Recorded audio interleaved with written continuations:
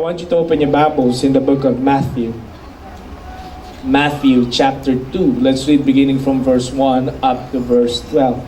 Matthew chapter 2 verse 1 up to verse 12. Let's read this alternately.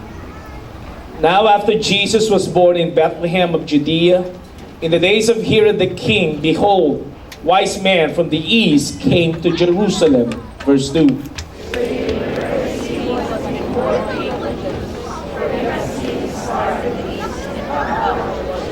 When Herod the king heard this, he was troubled, and all Jerusalem with him. Verse 4.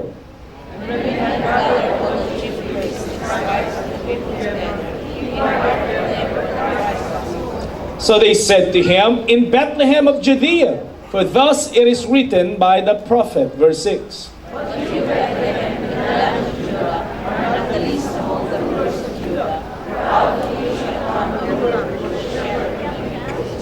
Then Herod, when he had secretly called the wise men, determined from them what time the star appeared. Verse 8.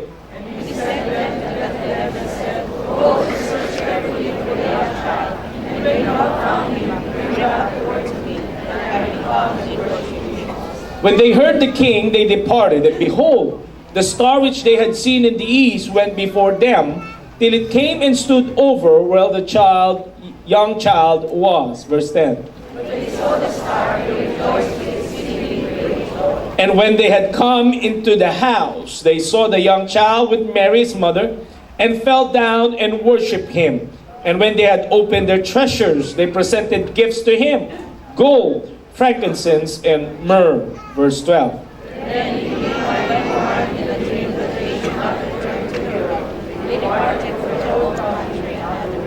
May the Lord add His blessings upon reading of His words. You may now take your seats, please.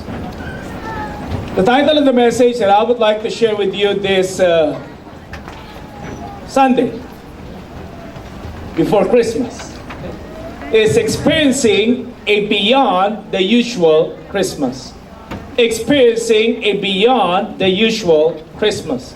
Now, somebody had this conversation that it should be women, not men, who should have first visited Jesus. Dapat daw po mga babae. Bakit? Pag mga babae daw po ang naunang dumalaw kay Jesus, malamang ang regalo ay hindi gold, frankincense, or myrrh. Malamang ang regalo daw po ay gatas, diaper, at damit ni Jesus. And the place would be pretty much clean. Bakit? Dahil mga babae daw po, pag nadatnang madumi ang bahay, nililinis. Totoo ba yun? Mga lalaki daw po kasi parang sawa. Kung ano yung hubarin, doon na lang matagpuan. No? Now, ang sabi din nila, kung mga babae daw po ang naghanap kay Jesus, it will not take them 12 to 24 months to see Jesus. Bakit? Ang mga babae daw po, they ask direction. Nagtatanong kapag naliligaw na. Ang mga lalaki, we don't. We don't. We pretend that we know everything. Kahit na nawawala na kami, we don't ask for direction. Okay? So simply, sabi nila, dapat daw babae ang nakakita. Now, hindi na po natin pwedeng pagtalunan yan dahil ang sabi ng Bible, wise men. At hindi po women. Pero alam niyo po, ang mga wise men during that time were the ancient equivalent of the Jedi Knights. Kung kayo po'y nakapanood na ng Rogue One, a Star Wars story, ang mga wise men, ganyan po ang kanilang katumbas. Okay? Sila po ay superb in the knowledge of math, science, astronomy, history, agriculture, and even occult. Historians believe that you can never be crowned king of Persia if you had not learned the disciplines of the Magi or the wise men. And they themselves will crown you as king. Now, the prophet Daniel dealt with the Magi in Babylonia. Probably why the Magi were looking for the one who has been born king of the Jews. According to studies, Belshazzar or Daniel was the lead magician or wise man during that time. Wala na pong mas tatalino pa kay Daniel noong panahon na yun. And Daniel had an encounter with these kinds of people. But regardless of all the backgrounds and scholastic researches that had been made for the wise men, we can all say that this wise man had experienced a beyond the usual Christmas. And I would dare say this morning that you too can experience a beyond the usual Christmas. Pwede kang makaranas ng hindi pangkaraniwang Pasko sa iyong buhay. Now you will ask me, Pastor, how can I make this Christmas beyond the usual? Mas dadamihan ko ba ang ulam namin? Mas babaguhin ko ba ang recipe ng aming tradisyonal na pagkain? Mas dadamihan ko ba ang regalo, Pastor? Pasko pa lang ba magpapaputok na ako for me to have a more than the usual or beyond the usual Christmas? Now really, for you to have a beyond the usual Christmas, you need to go back to the biblical perspective of celebrating Christmas, of the things that have taken place on the first Christmas. Now let's look at 3 things we can do that can help us have a beyond the usual Christmas. Number 1, focus on Jesus. Tell to the person next to you, focus on Jesus. Now, the wise men were determined with their search for Jesus. According to studies, it is possible that these men may have traveled up to 1,000 miles on their trek. Napakalayo po nun.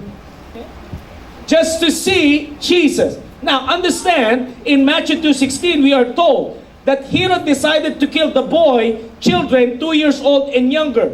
So apparently from that time, the star appeared, it took them almost 2 years to locate Jesus. Wala na po si Jesus sa manger. Kaya po hindi maganda yung Belen. Hindi makatotohanan yung Belen na nandun yung mga wise men. Ala na. Mas makatotohanan pang puro shepherds ang nandun. Tsaka mga hayop. Pero yung mga wise men, wala na. It took them, according to studies, 12 months to 24 months before they see Jesus. Now, their search was a long and diligent one. That just means that they are determined to search until they find the answer. Hindi po ito religious fad or napagtripan lang ng mga wise men to go out to seek somebody. They would see their search through the end of it all. Now, were they the objects of ridicule? Probably yes. Maaring nililibak sila ng mga taong nakaririnig kung saan sila pupunta. Maybe they were telling to the people, we were looking for the king of the Jews. Okay. Where are you going? Well, we're following a star. Di naman GPS mo noon, bituin. Yun ang pinaka-ways nila. And we know for a fact na tuwing kailan lang lumalabas ang bituin? Tuwing? Nandito po ba kayo? Ano nangyayari sa inyo? Tuwing gabi lang. So try to imagine that. They would be having that journey every night. But on daytime, they'll be having rest. Sinusundan nila yung bituin. People maybe had laughed at them, had ridiculed them, even mocked them. But they persevere to seek the King of the Jews. Now, this wise man is telling us that we can have a beyond the usual Christmas by looking at the right thing or the right person this Christmas. Pakisabi nga sa katabi, itama mo yung tingin. Listen. The wise man came to Jerusalem looking for the king, looking for Jesus. They never took that long journey for sightseeing. Hindi sila namasyal. Hindi sila nandoon para makita mga pyramid. Hindi rin sila pumunta ng disyerto para makakita ng scorpion. They went on a journey primarily for the purpose of seeking Jesus. Now listen, brothers and sisters. It's that time of the year again. And all around us are the sights and sounds of Christmas. the Christmas themes. Dati ang Christmas sa tapat ng Word of Hope, gold. Yung SM, gold. Ngayon, iba-ibang kulay. Iba-iba. The holiday decorations. Masigla na ngayon, masyado na makinang ang Christmas. Bakit? Hindi na normal na light bulb ang ginagamit. LED na. Mas nakakasilaw. The crowded stores. Oh, the stores. Oh, the mall. Tulakan dito, tulakan doon. Okay? Kumakanta tayo ng Sleep in Heavenly Peace. Pero sa mall mismo, walang peace. Tiangge, oh man. Okay? You know, last week I was listening to the news. In Divisoria alone, it reached 25,000 people were there. 25,000 people. Kasama ka ba doon? Oh, the traffic congestion. As they say, the Christmas rush. Kaya po natutukso na akong bumili ng application doon sa laptop ko or sa tablet ko na pwede ko nang idikta yung paggawa ko ng sermon. Nabubuksan ko siya habang nagdadrive. Habang nasa traffic ka, nag-iisip ka na ng sermon, sinasabi mo na, tinatype niya na mag-isa. Oh, wow. I'll be doing that. Kasi yung 6 kilometers lang na layo, inaabot ako ng 3.5 hours. Okay? Talagang mapapapray kang lubusan. Okay? Traffic congestion. They're saying that's the scene of Christmas. Talagang Paskong Pasko. Bakit? Puro pula yung kalsada. Nakahinto lahat. This reminds us that Christmas is near.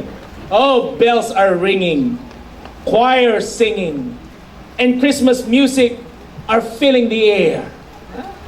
Ang gaganda ng mga kanta. The blue Christmas without you. Wala ako naintindihan na, pero maganda. You may be hearing, once again, the classic song of Michael Jackson, I Saw Mommy Kissing Santa Claus. Okay?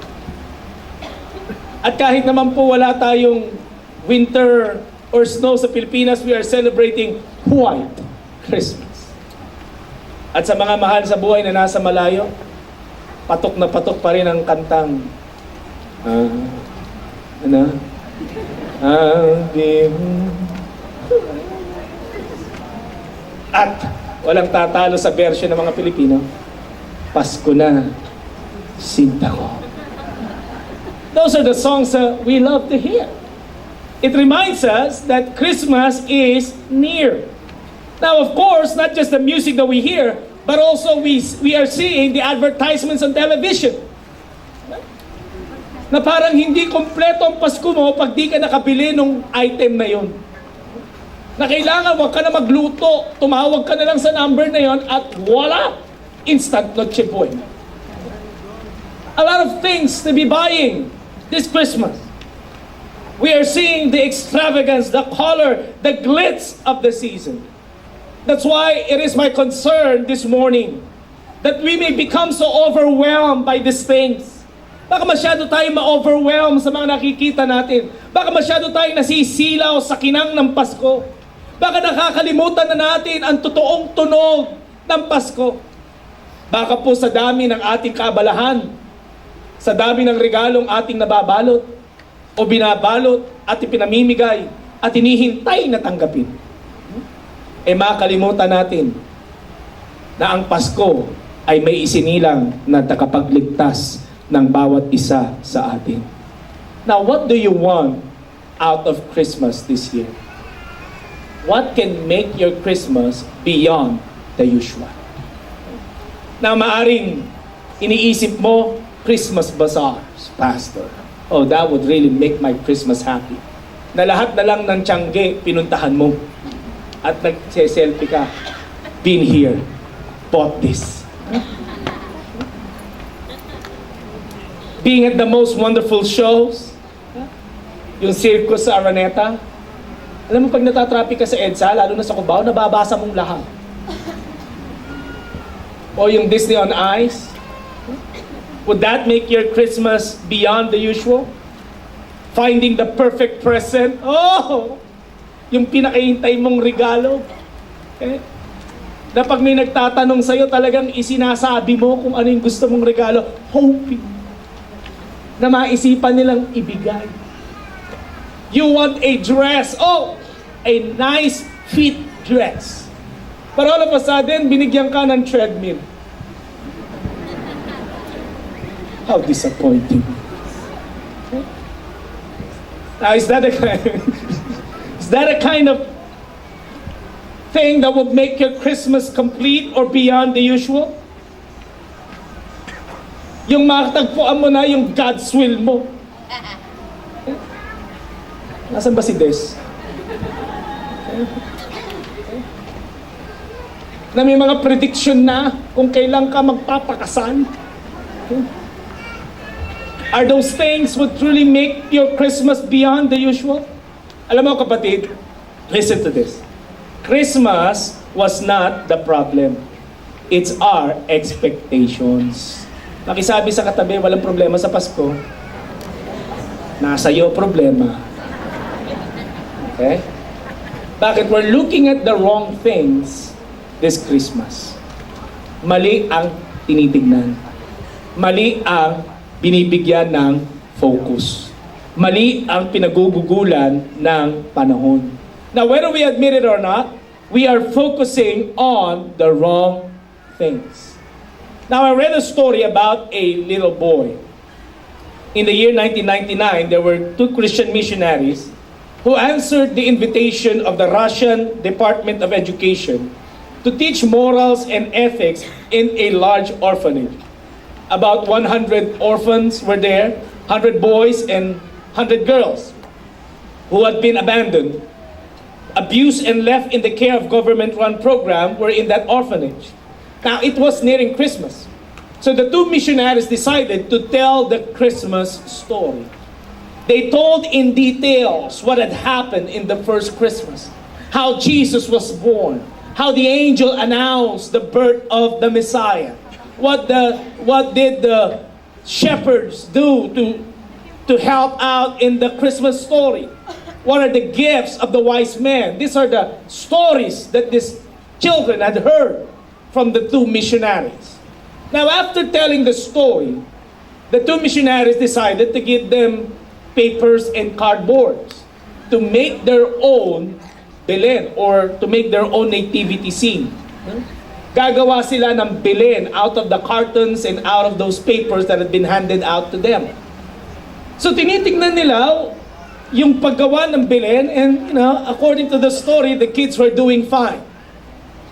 But they noticed someone, a little boy named Misha. They noticed Misha, and in the nativity scene, there were no other people. There were only two babies in the manger. May dalawang bata, sanggol sa manger. So ang tanong nitong dalawang missionaries, oh, how come there are two babies in your manger? So ang ginawa ni Misha, he told of the story. You know, when Jesus was born, the shepherds visited him, the wise men visited him, they offered gifts, and I was there too. Sabi ng bata, nandun din ako eh. I was there, I was present. But I said to Jesus, I told Jesus, Jesus, I don't have any gift to offer you. For me to stay here, I don't deserve being here. I don't have any gift to offer you. Jesus said, according to the story of the little boy, Jesus said, oh, it's fine, it's okay, you can stay. So the boy said, Jesus, if I can keep you warm tonight and tell you nice stories and would smile and laugh with you, would that be enough for me to stay here? Jesus said, no matter what happens, you can stay here. You're welcome here. That's why there were two babies in that manger. After the boy had told the story, they all cried in the orphanage. And even Misha, he cried. Why? Knowing that he has no longer have father and mother. At yung mga kapatid niya ay mga nangamatay sa digmaan. Misha had found that there is someone who would never leave him. There is someone who would always welcome him. Misha had experienced a more than the usual Christmas in the Lord Jesus Christ. It is my prayer that you'll decide this morning to pursue the things of Christmas that will never disappoint you. You know, Christmas is disappointing to so many people. Even frustrating, lalo na sa mga nanay na walang habas mag-prepare. Talagang yung mga nanay minsan nagiging beast mode. It disappoints you, it frustrates you. Kapag kayo hindi inaasahan ang tinanggap mo or whatever. It can even make you cry. But focus on Jesus. Why? Because as you focus to Jesus, it can fill your heart with joy. Hindi mo man tanggapin ang nais mong tanggapin sa Paskong ito. If you will focus on Jesus, I want to remind you that you had already received the greatest gift that a man can ever have. Hallelujah. Focus on Jesus this Christmas. Tell to the person next to you, focus on Jesus. Okay. Number 2, how can we make this Christmas beyond the usual? Offer the right kind of gift. That is worship. Pakisabi nga sa katabi, worship. What do we really know about the wise men? Kilala niyo ba yung mga wise men? Not much. The Bible doesn't say so much about the wise men. Where did they come from? They came from the east. Saan east? Africa? Iraq? Iran? Saan? Now, we know they came from the east and they came from a long way away. But we don't really know where they came from. Ilan ba talaga sila? Kayo po, alam niyo kung ilan talaga sila? Ilan? Oo, sige, mamaya, paliwanag ko. Now, in the 2nd century, a church father named Tertullian suggested that these men were kings. Kaya di ba sabi hindi daw wise men kundi 3 kings. Okay? Why? Because according to the Old Testament, it has been prophesied that kings will worship Jesus. Kings will visit Him. So, he also concluded that there were 3 kings. Bakit? Sa regalong ibinigay, gold, frankincense, and myrrh. 3, kaya 3 din. So magmula nun, manufacturers all over the world who are celebrating Christmas, ang ginawa nilang bilhin, merong 3 hari. Okay? Now this is history, okay? Kaya nila ginawa yun. Now, on the 6th century, happened on the 2nd century. Now, on the 6th century, someone decided to give them names. Mahirap nga namang binabanggit lang na 3 hari. Puro 3 hari, 3 hari. So, anong ginawang pangalan? Yun na lang, hindi pa alam. Si Melchor, si Gaspar, at si Balthasar. Okay? Yan po ang binigay na pangalan para sa kanila. Kaya po from that time on all the operas of Christmas, lagi nang binabanggit ang mga awit o linya ni Melchor, ni Gaspar, at ni Balthasar. But no one really knows what their names were. Wala naman talaga nakakakilala sa kanila. Now, we don't really know that they are wise. Alam mo bang, baka naman talaga tinawag lang wise men, hindi pala wise. We don't really know. But in the original manuscript, they are called Magi. Maga. Saan ang galing ang salitang Magay? Sa Iranian word na Magoy. At ano po ang ibig sabihin ng Magoy? Ito daw po ay mga tao na mga matatalino that is good in incantation, astrology, spells, mathematics and everything. Okay? Diyan po nang galing ang salitang magician.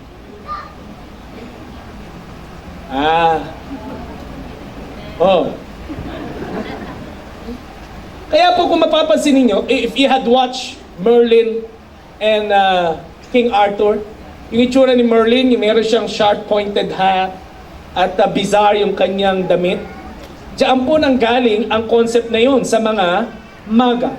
But we really don't know where they were, where they came from, even how many of them there were. The Bible doesn't say. At hindi man lang binigay ni Matthew kung ano yung information sa kanila. But this one thing I'm sure. Hindi inelaborate ang mga magay upang hindi mawala ang focus kay bakit hindi inelaborate kung anong kakayanan ng mga magay? Bakit? Baka mawala ang atensyon kay Jesus. Bakit hindi inelaborate kung sino sila, kung saan sila nanggaling accurately? Why? Para hindi mawala ang focus sa kung ano ang kanilang ginawa nung pinuntahan nila si Jesus. The Bible tells us clearly, hindi man natin kilala ang mga magay na ito. Ang sabi ng Bible, when they said, "We have come to worship." Pumunta kami upang siya ay sambahin. Now, that's the main point of this particular story. As Matthew tells it to us, the ultimate gift, the thing that you can offer to Jesus, the right kind of gift that we can offer Him today is our worship. This man had come all this way with one purpose in mind. The purpose was to worship the one who was born King of the Jews. They came to worship the Son of the Most High God. That's what, with confidence, with certainty, ang kanilang misyon ng kanilang paglakad. Kaya nga when they have reached the castle of King Herod, this Magi had said, "Where is the one born King of the Jews? For we have come to worship Him." They didn't just set out for a leisurely ride in the desert, show up in Jerusalem and say, "We have heard na isinilang na ang nangyayari sa lugar na ito." Hindi sila pumunta sa Jerusalem para sabihin, "Balita namin, malalaki ang scorpion dito." O ang ibig sabihin ng Bethlehem ay tinapay. Alam ba yun? Hindi kami pumunta dito para, alam na, makita ka namin, Herod. No. With all certainty, they said, "We came here to worship the King of the Jews." Now, ito po ang sabi ni Bishop J.C. Ryle, na dapat po ay bigyang pansin ng marami. Sa Biblia daw po, bagamat hindi nila kilalang lubos si Jesus, ang dalawang mga characters na ito ay nang banggit, nagsabi kung sino talaga si Jesus. Listen, and I quote, "Read of no greater faith than this in all the Bible. It is a faith that deserves to be placed side by side with that of the penitent thief." That's the first person. Yung the thief saw one dying on the death of a malefactor and yet prayed to Him and called Him Lord. The wise man saw a newborn babe on the lap of a poor woman, and yet they worship Him and confess that He is the Christ. End of quote. Tama ang focus, tama ang regalo. They worship and called this baby as Christ. When the wise men came on their journey, it was for the purpose of worship. Now the Bible tells us they gave gold, frankincense, and myrrh. Now gold represents wealth, kayamanan. It is a gift fit for a king. Every time that you will be visiting a king, you must be bringing gold. And for them, they had seen Jesus as the King of all kings. Frankincense is the sap of a tree that that was dried and hardened and used as incense to worship God. Ito daw po ay yung katas galing sa isang puno na kung saan pinatitigas ito. Ang iba ginagawa, dinudurog and then sinisindihan upang umamoy, maging insenso. Yung iba naman ang ginagawa, binibilog ito ng matagal at matigas, ilalagyan ng mitya at sinisindahan upang humalimuyak sa buong templo. Now, every time that they'll be smelling the aroma of that incense, it would remind them of God. It would remind them that it's about time to worship in the temple. Now, when they had given Jesus frankincense, it was a gift of His deity. That they are acknowledging Jesus not just as King, but they are acknowledging Jesus as the Son of the Most High God. Now, myrrh was given as a fragrant perfume that was used to anoint the dead. Alam niyo po yung myrrh, maganda mang binggasin, myrrh. Yan po ay literal na pang-embalsamo. How would you like that? No? Pag birthday mo, regaluhan kang formalin. Would you be happy? But Jesus, He was given myrrh to embalm and preserve dead people. So ano ang significance nito when they had given myrrh to Jesus? Hindi lamang ang tingin lang kay Jesus as King of Kings, hindi lamang si Jesus is the Son of the Most High God, but they do believe that the life and death of Jesus is significant for all mankind. Okay? That is a prophetic act of telling kung gaano kahalaga si Jesus. But listen, brothers and sisters, sa kahalagahan ng gold, frankincense, and myrrh, I want you to understand that there is more to worship than gold, frankincense, and myrrh. Worship always involves sacrifice. Tell to the person next to you, sacrifice. Ang totoong pagsamba ay merong sacrifice. Was there a price to be paid when the wise men worshiped Jesus? Yes, definitely. They went from a far country. They came from a far country to go to Jerusalem to see Jesus. The dangers of traveling during that time. They went out of their comfort zone just to worship Jesus. The wise men had sacrificed their own comfort to find the King and worship Him. Now listen, brothers and sisters. True worship requires sacrifice. Amen? Tell to the person next to you, true worship requires sacrifice. Now, and the greatest gift, the greatest sacrifice you can give to God is your own life. Yourself. Now, you will tell me, Pastor, wala pa akong binibigay kay Lord ngayon. Wala pa offering. But listen, the mere fact that you woke up early to be here today, to worship God, that in itself is a sacrifice. Yung maghanda, mag-ayos, tanggihan ang alok ng mga barkada mo. Hoy, punta tayo sa ganito. Hoy, punta tayo sa ganito. Hoy, punta tayo sa ganito. At sasabihin mo sa kanila, hindi, mag-church ako eh. Mag-worship ako. Ooh! That's sacrifice. For you to fight out the traffic coming here, that's sacrifice. Sa mga taga-praise and worship, lalo na yung mga pumunta ng napakaaga, oh man. Isa makikita mo sila tumatakbo dyan sa labas, mga nakachinyelas. Mga sabog-sabog pa ang mga buhok, parang may nakitang nakakatakot, na?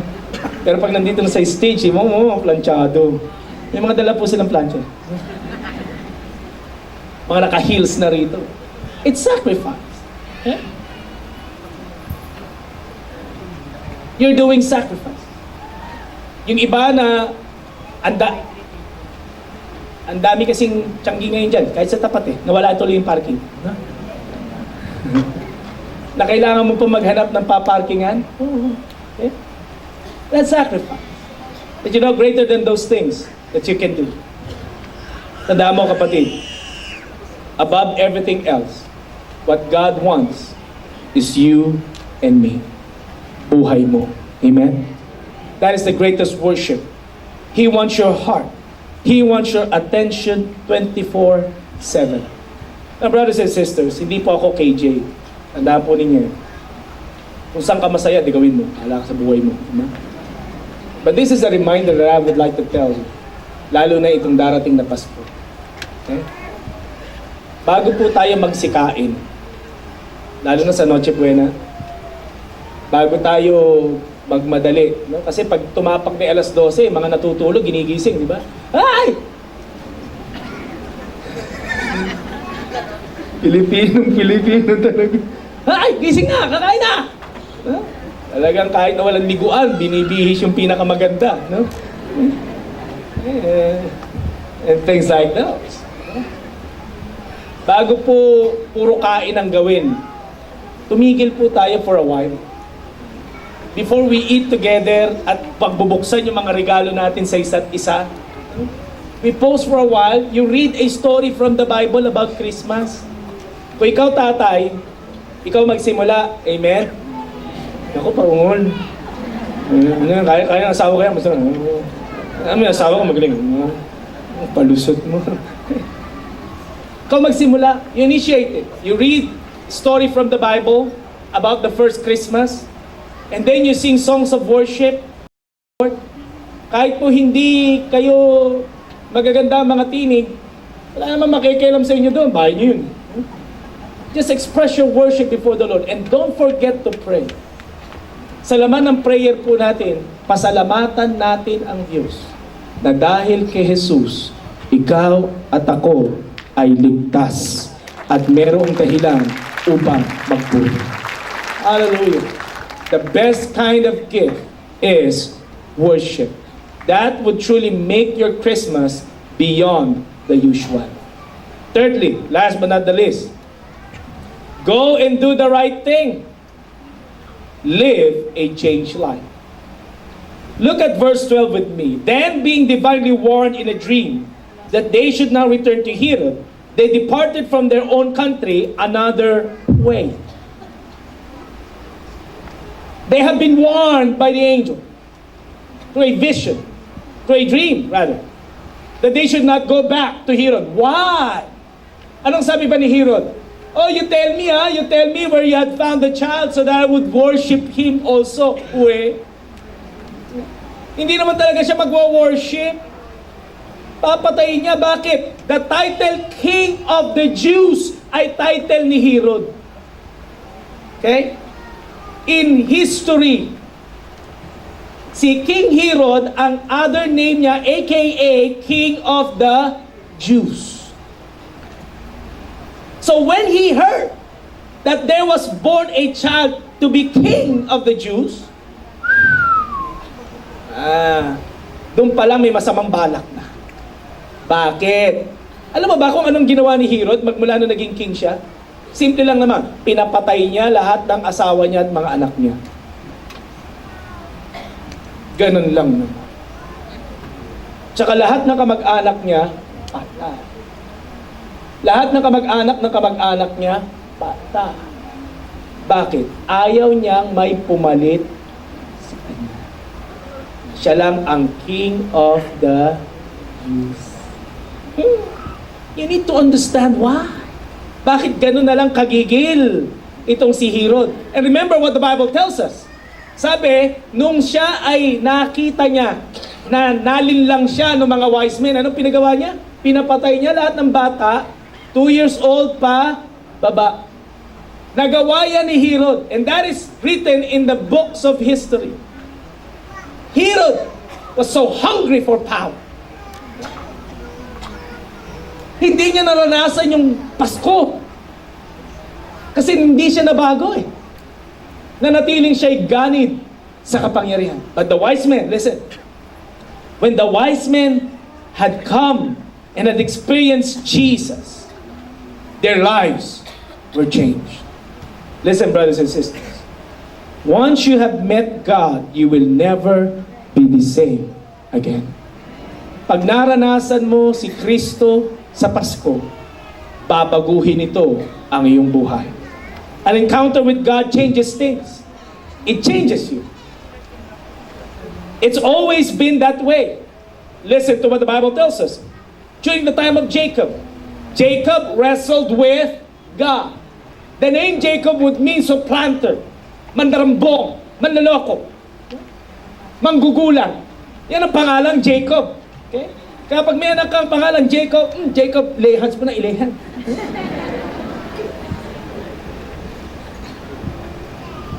Yan ang pangalan yan eh. Yan ang ibig sabihin nun. But I want you to understand, when Jacob wrestled with God, when he had an encounter with God, anong sabi sa kanya ng angel? Pakawalan mo na ako, mag-uumaga na.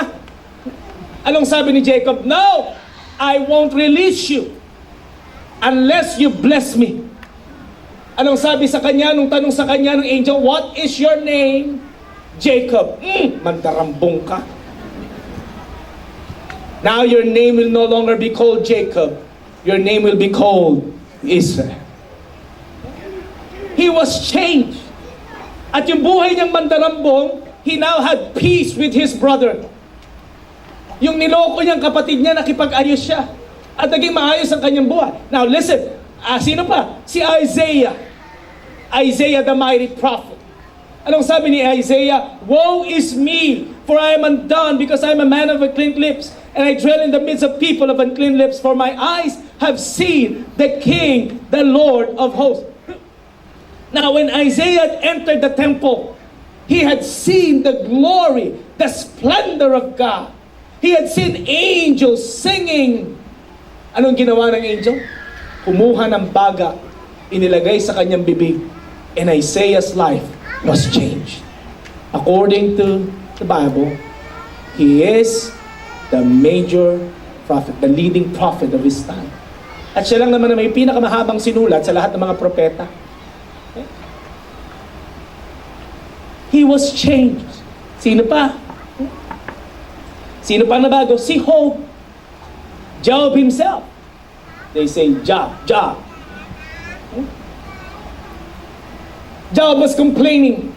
He was telling God, Lord, what happened? Nangyari? I'm a good man. I'm following you. Bakit nangyari sa akin ang lahat ng ito? He was whining. He was complaining. Literally, he was saying to God, why did you allow this to happen? But in the latter part of the book of Job, God presented himself before Job. Pinaranas ng Diyos ang kanyang presensya kay Job. And when Job had experienced the presence of God, oh man, it changed him.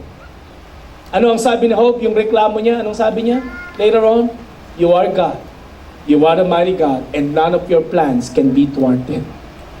I will now shut my mouth. He was changed. Look at Peter, John, and the rest of the disciples. These people were cowards. Mga duwag yan. Impulsive. All they want for Jesus ay power. They want power. Kaya nga kapag si Jesus umuupo, nag-uunahan sila sa kanan at nag-uunahan sila sa kaliwa. Yung mga hindi nakakatabi, masama ang loob, kahaman. That's how they are feeling. They were people like that. But listen, when they had experienced the power of the Holy Spirit, when they had an encounter with God, itong mga lalaking ito na mga matatakutin, they began to preach the Word of God boldly. Sila na mga hindi kilala na masasamang espiritu. Anong sabi ng Bible? Anino pa lang ni Pedro, tumatakas na ang masamang espiritu. Now, what is the point that I'm trying to tell you?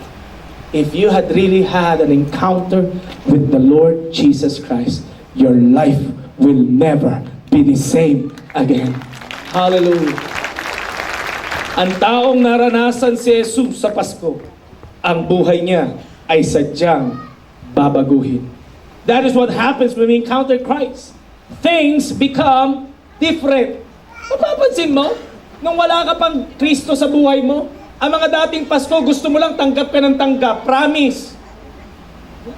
You don't want to give. Tsaka dati, pagka nagpapasko, nagbabalot ka ng regalo, masama ang loob mo. Bakit na naman? Ilang taon na ba ito? Pag namimili ka, mabigat ang loob mo, di ba? Pagka naisip mo na kung gaano karami, tapos laging yung cellphone mo nasa calculator mode. Iba eh. But when you had Jesus in your life, Nung dumating si Jesus sa buhay mo, nabago na ang perspektibo mo. Dati you want to receive, and to receive. Wala naman pong masamang tumanggap. But now, Jesus had changed your life. You become more generous. Lord, baguhin mo po sila. You become more giving. Amen? Before, masama lagi ang loob mo, magaling ka magtanim ng galit, but now you are forgiving. Woo! You now begin to understand and receive people just as they are. Bakit? Nabago ang buhay mo. Na iba na ang tingin mo sa Pasko. Dati frustrated ka pag wala kang ganito, wala kang kaya. Sumasama ang loob mo. Pag tinignan mo yung lamesa mo, walang keso di bola. Di naman masarap yun eh. At kung ano, ha? But now, it changed. Bakit? Naunawaan mo na ang Pasko ay hindi dependent sa regalo, hindi dependent sa kung anumang bagay. Ang Pasko ay dahil at pwede kang maging masaya at satisfied dahil ikaw ay ligtas, ikaw ay pinatawad, at ikaw ay iniibig ng kataas-taasang Diyos. Men who had come to worship Jesus and had an experience with Jesus, they go home another way. Kapatid, pakinggan mo ito. You can't go the same way after worshiping Jesus. You can never be the same again. That's why this Christmas, brothers and sisters, it is my prayer na manatili po na huwag nating kalimutan ang dahilan ng ating pagdiriwang. How about you? What are you looking at this Christmas? And what are you planning to do this Christmas to make your Christmas beyond the usual? Ano lang mga pakulo ang iniisip mo na gagawin para sa Paskong ito? Let me just make it clear once again. You can never experience a Christmas beyond the usual without Jesus.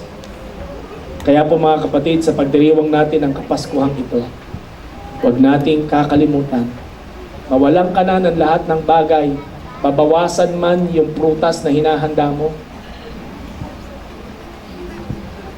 mabawasan man yung usual na dami ng hamon na nilalagay mo, o kung anumang dekorasyon sa bahay mo ang hindi mo nalagay at tila baga kulang, huwag kang magkulang ng pagtanaw kay Jesus at huwag kang magkulang ng pagsamba sa Kanya, dahil ito ang tunay na dahilan bakit tayo nagdiriwang. Let us bow our heads and let us pray. Our gracious God and Heavenly Father, this morning we would like to thank you for giving us this wonderful opportunity for us to listen to your words. It is my prayer that you would continually speak to us. Kausapin mo kaming patuloy, baguhin mo kaming patuloy. Ituwid mo ang aming mga buhay, O Diyos, ng ayon sa iyo pong mga salita. And Lord, I pray that you would open up our eyes, our minds, and even our hearts. That Christmas is not about things, it's not about lights, it's not about food, but Christmas is all about you, Jesus. Habang lahat ng uli na kayo po, bawat matay nakapikit. Sa umagang ito, maaaring sinasabi mo, Pastor, I want to experience through Christmas in my life. Really, I want to experience Jesus. Nais mo ng kapatawaran, nais mo ng buhay hanggan, nais mo ng kapayapaan at kagalakan, na kailanman ay walang sapat na halaga ang pwedeng itumbas. Kapatid, ang kailangan mo ay si Jesus. And if you're saying that, Pastor, I want to give my heart and my life to Jesus, if that is your prayer, pakitaas mo lamang yung kamay at sasamahan kitang manalangin. Salamat po sa kamay na yan. God loves you. Meron pa po ba na itataas ang kanyang kamay, sasabihin niya, Pastor, I need Jesus. I want to give my heart and my life to Jesus and to receive Jesus this Christmas. Salamat po sa kamay na yan. God loves you. God loves you so much. Hallelujah. Even at Cinema 6, if you're at Cinema 6 and you would like to give your heart and your life to Jesus, today is the wonderful day. Come. Give your heart and your life to Jesus. I want you to raise your hand. I would like to pray with you. Salamat po sa kamay na yan. Let's all stand together. We give you praise, Lord. Now, this is the thing that I would like you to do. If you're really serious, na tinaas mo ang iyong kamay, sinasabi mong kailangan mo talaga si Jesus, hinihilingan ko na lumabas ka sa iyong upuan, pumunta ka dito sa harapan. Come and receive Jesus. You know the wise men? It took them thousands of miles to be with Jesus. Ngayon, ilang hakbang lang, pwede mong maranasan si Jesus. Come, offer your heart, offer your life to Jesus. Experience Jesus today. Experience a beyond the usual Christmas this year. Come. Hallelujah. Meron pa po ba? Kahit na hindi mo tinaas ang iyong kamay. But today, nararamdaman mo na parang may tumatawag sa iyo. Parang may kumakatok sa iyo. Kapatid, yan ay katok at tawag ng Panginoon sa buhay mo. I want you to come. Hindi po church ang tatanggapin mo. Hindi rin si pastor ang tatanggapin mo. You are going to receive Jesus. Jesus can change your life. Jesus can make you joyful. Jesus can give you peace. Only Jesus can do those things upon your life. If you want that to happen, come. Offer your heart and your life to Jesus. Give you praise, Lord. Sa mga kapatid po natin na lumapit dito sa harapan, nais ko pong kayo sumunod sa maiksing panalangin ito po. Ito po yung panalangin ng pagsuko ng ating puso, ng ating buhay kay Jesus. Sabihin niyo po, Panginoong Jesus, lumalapit ako sa iyo at inaamin ko po na ako po ay makasalanan, na ako ay hindi matuwid sa iyong harapan. Ngunit sa umagang ito, humihingi po ako ng kapatawaran mula sa lahat ng aking mga kasalanan. Linisin mo po ako, baguhin mo po ako, patawarin mo po ako. Panginoong Jesus, ako po'y nananampalataya na ikaw ay namatay, ngunit muling nabuhay para sa akin, upang ako ay bigyan ng kaligtasan. Kaya sa umagang ito, tinatanggap kita sa aking puso, sa aking buhay, bilang aking Panginoon at sariling tagapagligtas. Magmula po sa araw na ito, isinusuko ko sa iyo ang aking buhay. Salamat po, Panginoong Jesus, sa pagpapatawad mo sa akin. Salamat po, Panginoong Jesus, sa buhay na walang hanggan. At salamat po, dahil ang aking pangalan ay sinulat mo na sa aklat ng buhay. Salamat pong muli. Amen. Sabi po ng salita ng Diyos, ang sino man nakipagkaisa kay Kristo ay bagay na nilalang. We welcome you to the family of God. Palapakan po natin sila sa ating Panginoon.